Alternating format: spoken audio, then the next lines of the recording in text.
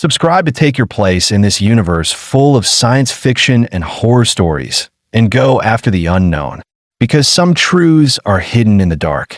It sat beneath his conscious thoughts, waiting like a door he was afraid to open. A hiss broke the silence. Not sharp, but steady, controlled. Ethan forced his body upright, his muscles aching from confinement. The air changed, sterile, crisp, but layered with something almost electric. A presence. Light bled into the room, thin at first, then widening as the door slid open. He squinted, his eyes rebelling against the sudden contrast. But even through the glare, he saw the figure standing in the doorway. A Zeltron. It moved with a precise stillness, as if every motion had been measured before it was executed.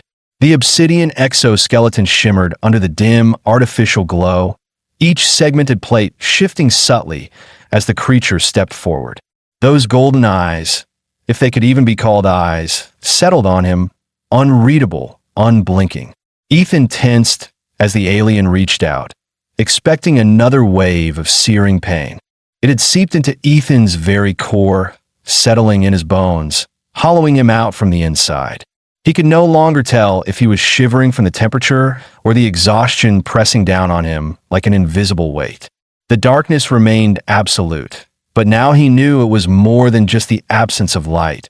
It was deliberate, a calculated deprivation. He had lost track of time. Had been hours? A full day?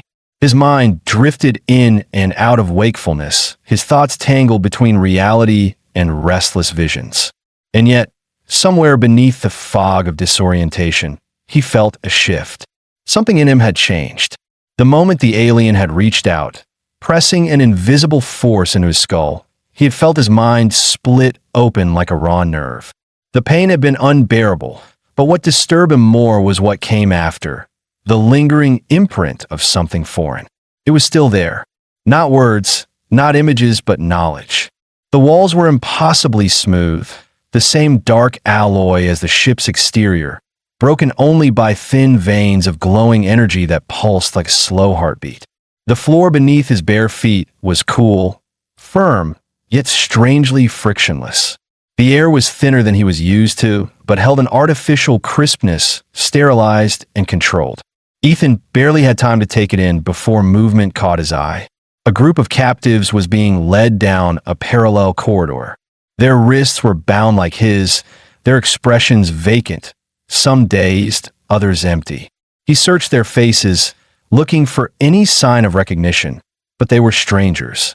A few moved with robotic obedience, their strides in sync as if they had been programmed into submission. Others struggled, their bodies twitching, resisting something unseen. Then Ethan saw what happened to those who resisted. A man, older than Ethan, staggered against his captor, his body jerking violently as if his muscles were betraying him. He tried to move, but his body refused. Not restrained, not paralyzed, simply held in place by something deeper than muscle or bone. The throne wasn't forcing him to stay. It was waiting. The golden-veined stranger was shouting his name, but their voice sounded distant, muffled by the growing pressure in his skull. Their hand clamped onto his arm, trying to pull him away, but the moment they touched him, they staggered. A sharp gasp tore from their lips as they stumbled back, their golden veins flaring before dimming into a dull glow. Their breathing was ragged, their pupils blown wide in shock. They had felt it too. The figure who had led them here stood motionless, observing with quiet expectation. Now you begin to understand. Ethan forced his jaw to unclench. His voice came out strained. Understand what? The figure took a single step closer. That this is not the first time you have been here. The words struck him like a blow to the chest. He moved before the Zeltron could react, twisting free, his now unbound hands seizing the alien's arm, shoving it off balance. He ran. Alarms howled through the corridor, the once sterile walls now flashing with streaks of red warning lights. Behind him, footsteps thundered, voices barking commands in a language he still couldn't understand. Except, somehow, he almost could. Something in his mind had changed. Something was waking up, but there was no time to question it. Not yet. He just had to keep running. The ship was changing. Ethan could feel it beneath his feet, in the air, in the pulsing energy thrumming through its walls. It was no longer just an alien vessel. It was something sentient, something aware. It had been watching, adapting, and now it was reacting. His legs burned as he ran, the golden-veined stranger keeping pace beside him. The corridor stretched endlessly ahead, its walls shifting in ways that weren't natural. It continues because you still believe it must. Ethan clenched his fists. Then I'll end it. The city reacted. The structures around them shuddered, the golden veins flickering like a failing pulse. The air thickened, resisting. Not out of malice, not out of anger, out of fear. It had never been the city trapping him. It had been himself. He had never known what lay beyond this moment, beyond this decision, because he had never allowed himself to see it. Every past version of him had chosen the throne in some way, chosen to become part of it, to try to wield it, to destroy it, but never to step away. Ethan inhaled sharply. Then he stood. The throne did not hold him back. For the first time, it let him go. The golden-veined stranger staggered, as if the world had tilted beneath them. The city groaned, its very foundation shifting, something unraveling at its core. You were never supposed to stay, the figure said. Their voice was steady, carrying an authority that didn't need to be raised to be heard. You were late. Ethan blinked. Of all the things he had expected, that had not been one of them. The stranger stiffened beside him. Late for what? The figure didn't answer right away. Instead, they studied Ethan, their golden gaze trailing over him like they were reading something beyond the surface, beyond the physical. Then, finally, they said, "You were meant to arrive prepared." Ethan felt his stomach tighten. Prepared for what? The figure tilted their head slightly. For the choice. The city pulsed again, a ripple of energy rolling outward like a heartbeat. The air thickened, pressing against Ethan's skin. Something was changing. The city was listening. The stranger's voice dropped into something near a whisper. I think we walked into something bigger than we thought. Ethan knew they were right. He just didn't know what yet. Each life, each choice, leading back to this moment. He saw himself walking through this city, the faces of people who were both strangers and familiar all at once. He saw different versions of this same moment, times when he had fought, times when he had fled, times when he had accepted. Every choice leading here, every path bringing him back. His grip tightened on the throne. Why don't I remember? The figure tilted their head. Because you always choose to forget.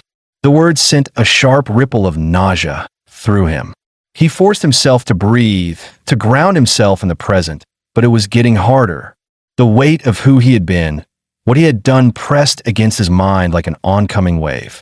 The golden-veined stranger was staring at him, horror creeping into their features. Ethan, get up. We're leaving. He wanted to. He needed to. But the throne wouldn't let go. Not yet. The figure's golden eyes flickered. The cycle is incomplete. You must decide. It blistered metal, scorched the pavement, and turned the atmosphere heavy with something unnatural. You should have run. Should have found shelter. But how did you hide from something that consumed the sky itself? The ships were monstrous, grotesque silhouettes against the burning firmament. They were not the sleek, aerodynamic crafts of science fiction fantasies. There was no elegance in their design, no unnecessary ornamentation. They were built for conquest. Massive, asymmetrical, plated in dark alloys that drank the light rather than reflected it. No insignias, no markings of origin. There was no need. Their mere presence declared the truth. We own you now. Then came the beams. Thin columns of energy, white-hot and merciless, lanced down from the underbellies of the ships, slicing through steel and concrete with surgical precision. Entire buildings, once monuments of human ingenuity, disintegrated as though they had never existed. The people were next. No screams, no time. Wanted to do something, but what could one unarmed man do against an empire that had torn the sky apart? He forced himself to breathe, forced himself to swallow the helpless rage burning in his throat. Survive first. The time for fighting would come later. A sharp pressure against the back of his skull sent his breath hitching in his throat. Cold metal. A weapon. Stand. The voice was neither harsh nor cruel, just indifferent. He exhaled slowly, raising his hands as he turned to face his captor. The Zeltran soldier regarded him with those unreadable, burning eyes, its head tilting slightly as though studying an insect pinned beneath its boot. "You will adapt," it said, as though speaking an undeniable truth. Then, with one swift movement, it wrenched his arms behind his back, locking his wrists in unyielding metal restraints. Ethan didn't resist. Not yet. The world turned to darkness. The cold was no longer just an external force, but instead the Zeltran grasped his arm, hauling him effortlessly to his feet. His legs buckled from stiffness, and he might have collapsed if not for the firm grip keeping him upright. "You are adjusting," the Zeltran said. The voice had that same layered distortion, as if multiple tones echoed beneath each word. Ethan swallowed hard, forcing himself to meet its gaze. To what? The alien tilted its head slightly, as if considering how much to tell him. Then, in the same detached tone, it said the transition. The word sent a chill through him. His mind raced. Was that what the others had gone through? Was that why some complied and others didn't? Before he could press for answers, the Zeltran released its grip and gestured toward the open doorway. A silent command. Ethan hesitated, weighing his options. There was no point in resisting. Not yet. He stepped forward. The corridor was vast, stretching endlessly in both directions. They descended further, their underbellies splitting open like the bellies of great mechanical beasts, disgorging their horrors onto the ravaged earth below. They were tall, unnervingly so, humanoid in shape but disturbingly elongated, their skeletal frames encased in segmented exoskeletons of obsidian metal. Their movements were eerily smooth, too precise, lacking the hesitations and imperfections of natural motion. And their eyes, if they could even be called that, burned with molten gold, deep-set and unfeeling, scanning the wreckage with an almost lazy indifference. Zeltrans. The name meant nothing to Ethan then, but soon it would define everything. He ducked into the shattered remains of a transit station, his back pressed against the fractured glass of a ticket booth. His lungs ached, his pulse pounded in his ears, but the sheer weight of the moment crushed any thought of moving. He had no weapon, no plan, just bodies reduced to shadows on the ground before being erased entirely. It was not war. War required resistance. This was extermination. Ethan ran. His legs burned, his breath came in ragged bursts, but he ran. Around him, the streets twisted into chaos. Vehicles abandoned mid-turn, the acrid scent of burning plastic filling his lungs. A woman ahead of him stumbled, her fingers scraping the pavement as she tried to rise. Instinct propelled him forward, hand outstretched to help. But before he could reach her, a shadow passed overhead. A fraction of a second later, she was gone. Nothing left but a charred imprint where she had been. He kept running. By the time the warships ceased their fire, the city was unrecognizable. Smoke writhed through the air in dense, toxic tendrils, carrying the unmistakable scent of scorched metal and flesh. The skyline had been reduced to skeletal remains, jagged and lifeless. And still, the ships loomed overhead. The sky burned. That was the first thing anyone noticed. The deep, endless black ruptured by streaks of silver fire, their brilliance searing through the clouds like the wrath of a vengeful god. The second thing was the silence. A city of millions, now breathless, held in eerie suspension, as if the entire world had drawn in a final, collective inhale. Then came a sound. It started as a low vibration, a deep hum that slithered through the bones, growing into a monstrous resonance. Glass trembled in its frames before bursting into crystalline shards.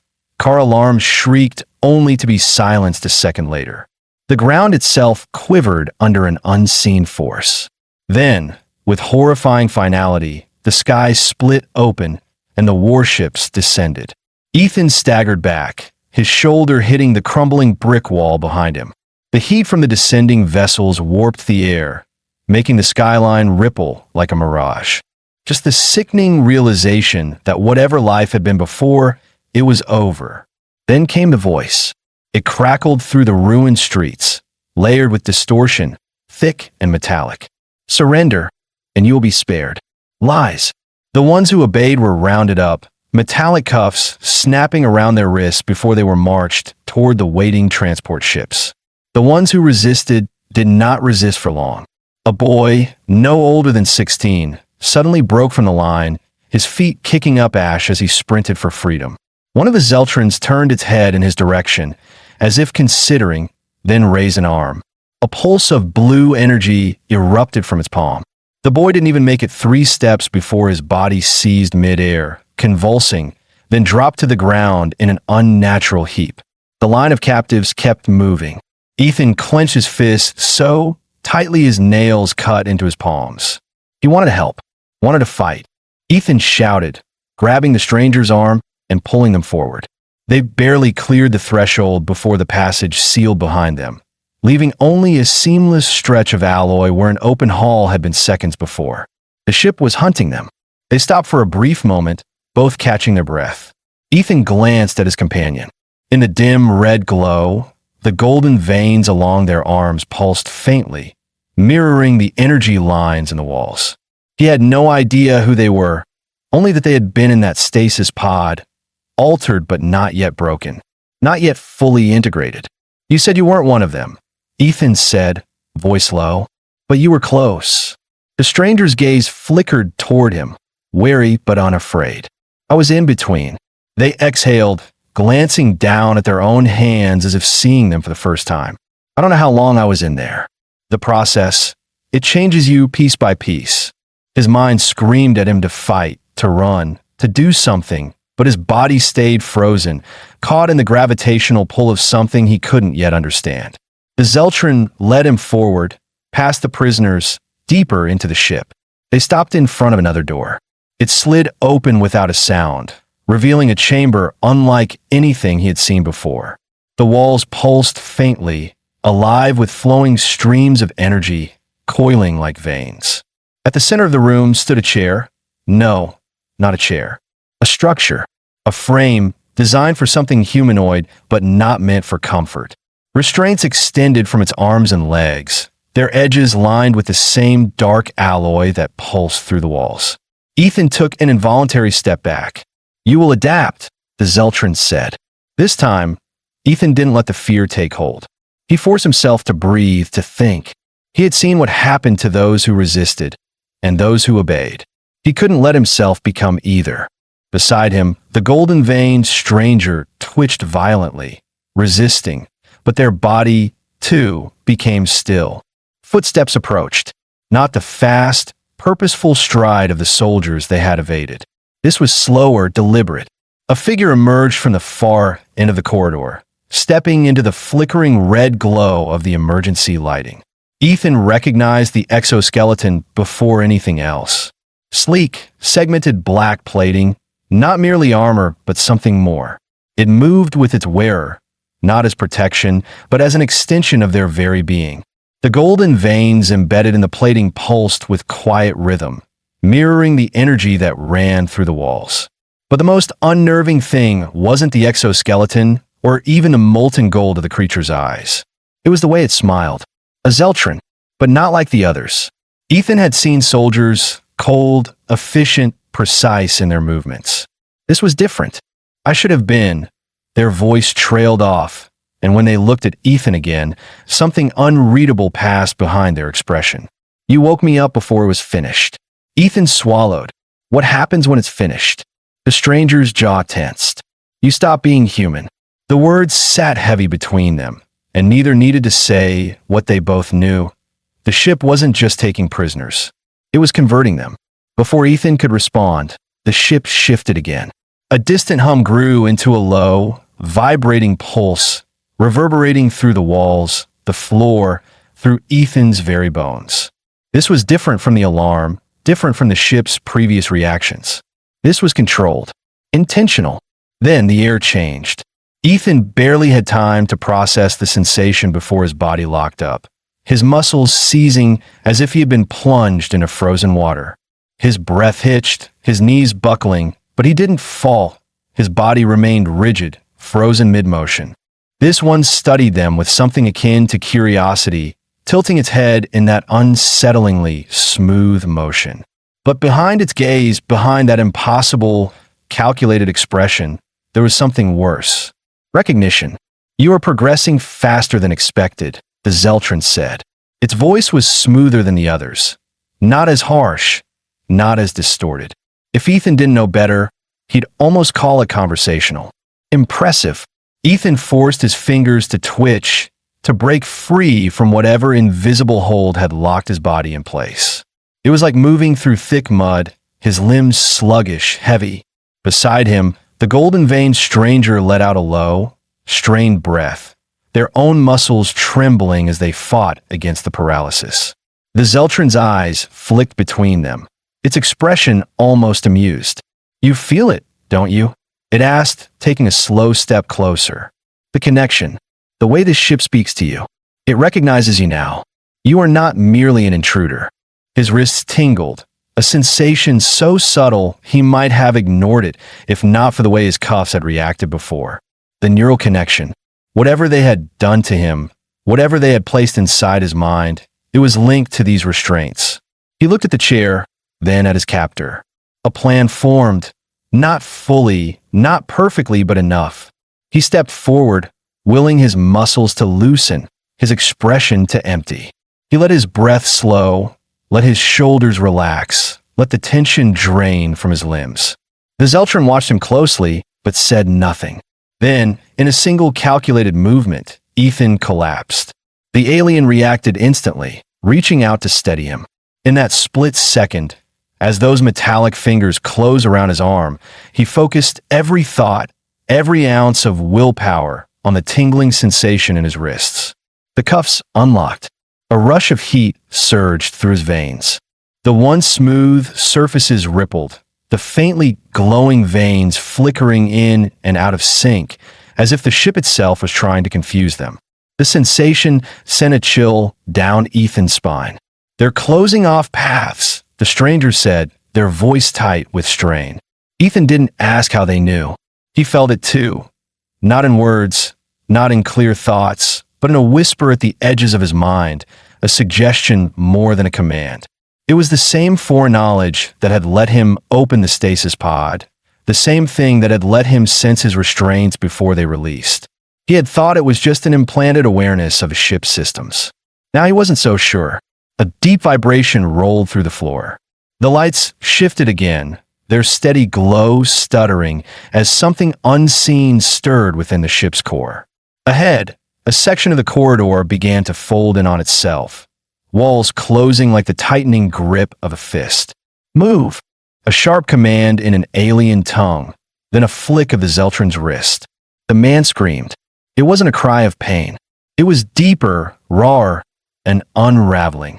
His voice broke into something fractured, something not human. His body convulsed, limbs locking at unnatural angles. Then, in an instant, he stopped. Ethan watched in horror as the man's expression smoothed into eerie calm. His movements steadied, his resistance vanishing as if it had never been there. He straightened, blinking once before stepping back in a line with the others. Ethan's stomach twisted. They weren't just controlling them. They were rewriting them. The Zeltron beside him spoke without looking at him. "You see now." His mouth was dry. "What did you do to him?" "He is integrated." That word again. Integration. Processing. Adjusting. It wasn't just a vague threat. It was real, and it was happening all around him.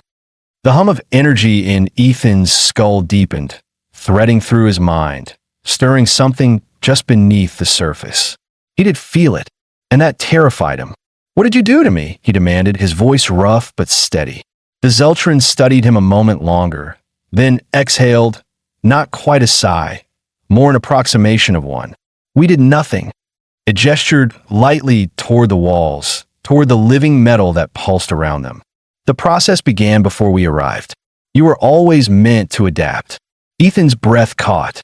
He didn't know what disturbed him more, the words themselves or the quiet certainty in the way they were spoken. The stranger beside him finally wrenched free of the paralysis, their body jerking as they staggered forward. "You're lying," they spat, their voice raw with fury. "You take people. You break them. You rewire them until they're yours." The Zeltron didn't even blink. "Some, not all." Its gaze flickered back to Ethan. "Some do not need to be forced." The air was different, thicker, heavier, filled with a quiet hum of energy that vibrated through his skin. The golden-veined stranger landed beside him, their breath sharp, their posture tight with the same cautious anticipation that coiled in Ethan's own chest. They had escaped, or so they had thought. Before them, the city stretched impossibly high, towers of dark stone and glowing pathways suspended in the air like veins of light. The structures weren't purely mechanical, nor entirely organic, somewhere in between, as if built from something living but bound into rigid form. The roads were smooth, glistening with a sheen that reflected the faint, violet-tinged sky above. It was not the ship, but it was not Earth either, and they were not alone. Figures moved in the distance, their silhouettes unfamiliar at first, blurred by the shifting light that played tricks on the eyes. Then, slowly, the reality of them settled into focus. People, or at least something close. The figure lifted a hand, palm open, as if offering something unseen. "Come," they said. "It is time you understood what you are." Ethan didn't move. "And if we refuse?" A pause. The figure smiled, slow and knowing. "You won't." The moment Ethan's body made contact with the throne, the world around him fractured. Not in a physical sense. The city didn't crumble, the sky didn't shatter. But in his mind, something tore open. A flood of sensations crashed over him, drowning out his thoughts. A voice, not a single voice, but many, spoke in a language he didn't recognize but somehow understood. The air thickened, pressing against his skin, not in weight but in meaning, as if the entire structure of reality had shifted around him. The city responded. The humming, the pulsing beneath his skin, it wasn't just an observation anymore. It was inside him, threading through his veins, aligning with his heartbeat. He wasn't just feeling the city. He was part of it. The images that had been flickering at the edges of his mind sharpened. A ship falling from the sky. A waiting city. A choice. His breathing quickened. His hands curled into fists against the armrests of the throne. "No, that's not possible." "You know it is." Ethan wanted to deny it, to push the thought away, but the knowledge was already there, uncoiling from the recesses of his mind like something that had only been buried, not erased. This city had been waiting for him because he had been here before. He wasn't the first. He wasn't even the first version of himself. The realization sent a sharp, ice-cold bolt of terror through him. He wrenched his focus back to the figure. "What am I?" "You are the same as you always were. You are the one who decides." The city trembled. The throne pulsed beneath his hands, and suddenly the memories came. Not just flashes, not just fragmented visions, memories. He had sat here before. Not once, not twice, but many times. A cold weight settled in Ethan's stomach. He didn't know what it meant. He didn't want to know. The ship pulsed again, this time with urgency. The Zeltron straightened, sensing something unseen. A command, perhaps. A call. It took a final step back, inclining its head ever so slightly. "We will meet again," it said, and then, just as quickly as it had arrived, it was gone, vanishing into the shadows as the paralysis fully lifted from Ethan's body. He stumbled, catching himself against the wall, his heart pounding. The golden-veined stranger turned to him, their face pale, their breathing ragged. "What the hell was that?" Ethan whispered. The stranger shook their head. "I don't know," but Ethan could feel it. The knowledge was there, buried beneath his own thoughts, waiting to be understood. And he had the sickening sense that when he finally did understand it, there would be no turning back. The moment Ethan's feet touched solid ground, the shift in atmosphere was undeniable. "Decide what?" The figure stepped closer, lowering their voice. "Whether to continue or to end it." The city stilled. The hum of energy dimmed to an eerie silence, as if the entire world was holding its breath. Ethan's pulse pounded against his skull. He could feel the weight of every version of himself pressing in from all sides. Every choice he had made, every mistake, every moment that had led him here. And the truth settled in his bones with a cold finality. He had never escaped the ship. Not truly. It had all been part of the cycle. The illusion of freedom, the illusion of choice, all leading him back to the throne. His breath came faster. His mind screamed at him to get up, to move, to fight. But then a single thought cut through the noise. What if I don't? A deep silence followed. Even the city seemed to hesitate. The golden-veined stranger's grip tightened on his arm, their voice low and urgent. Ethan, what are you doing? He swallowed hard. Humanoid forms walked the streets with a purpose Ethan couldn't yet define. Not hurried, not aimless, but something measured, controlled. Some wore clothing that resembled armor, while others were draped in flowing fabrics that shimmered as they moved. None acknowledged Ethan and the stranger. None looked surprised by their sudden arrival. A chill settled in Ethan's spine. They weren't running. They weren't reacting at all. The stranger exhaled, breaking the silence. They're waiting. Ethan's jaw tightened. For what? The stranger shook their head, but before either could take another step, a sound cut through the air, a low, resonant tone that vibrated in Ethan's chest, a frequency that wasn't heard so much as felt. The city itself reacted. The pathways glowed brighter. The towers shuddered as if exhaling, and the people stopped moving all at once. Then they turned. Hundreds of eyes locked onto them in eerie synchronization. Not hostile, not aggressive, just watching. The stranger took a step back, their fingers twitching at their side, as if reaching for a weapon they no longer had. I don't like this. Ethan didn't either. Before he could speak, the crowd parted. A figure emerged, moving toward them with deliberate ease. Unlike the others, they carried themselves with a presence that was unmistakable. Something weighted, something absolute. Their clothing was layered in dark material, woven with faint traces of gold that pulsed in time with the city's energy. Their face was human, at least mostly, but too smooth, too perfect, as if refined beyond natural limitations. And their eyes, gold, not the molten fire of the Zeltrans, not the flickering pulse of the integrated humans. This was something else, calm, knowing, infinite. Ethan's breath slowed. Whoever this was, they were important. The figure stopped a few feet away and regarded them with quiet scrutiny before finally speaking. There was something almost gentle in their tone, something almost relieved. Ethan reached for the stranger, gripping their wrist. Come with me. They hesitated for only a moment before nodding. The city began to change. Not collapse, not crumble, change. The towers bent inward, the streets rippling as if the world itself was shedding its old form. The golden veins that had once pulsed in perfect rhythm faded, their glow dimming as something new took shape. Ethan took a step forward. The ground beneath him was solid. It had never been before. The figure watching them gave the smallest nod. This time, you are ready. Ethan didn't look back. He didn't need to. For the first time, he was walking into a future that had never existed before. And this time, the cycle did not follow. The golden-veined stranger gasped beside him, their grip tightening on his arm. I see it, they whispered. Their voice shook like something inside them had cracked open. Their golden veins burned brighter, as if the city, the throne, the very cycle itself had finally acknowledged them. Ethan turned to them, his breath uneven. You were part of this too. Their expression was pained, as if a weight had settled onto their chest, something long forgotten pressing against their ribs. I think I was, they said.